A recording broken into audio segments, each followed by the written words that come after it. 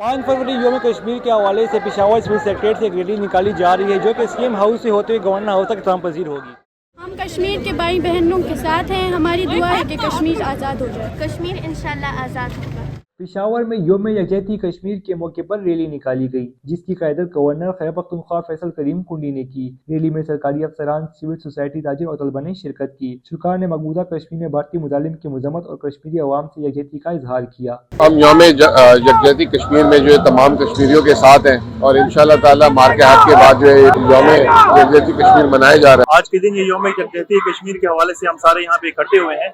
आज की इस रैली में ये प्रोविंशियल हेडक्वार्टर में जो है हम सूबे में यहाँ पे जो रैली कर रहे हैं। आज की तकरीब हमारे शहीदों के नाम जो कश्मीर में काबिज कुव्वतों के तसल्लुत में हैं उन पर दिन ब दिन जबर में इजाफा हो रहा है और आज हमने तकरीब का इनेकाद किया जिसमें खैबर पख्तूनख्वा के मुख्तलिफ स्कूलों ने, अवाम ने, ताजिर बिरादरी ने और हमारे सरकारी इदारों ने इसमें शिरकत की। जम्मू कश्मीर के अवाम इसका शुक्रिया अदा करते हैं और इंशाअल्लाह ताला वो वक्त करीब है कि जम्मू कश्मीर से मोदी सरकार अपने बिस्तर दूर करे।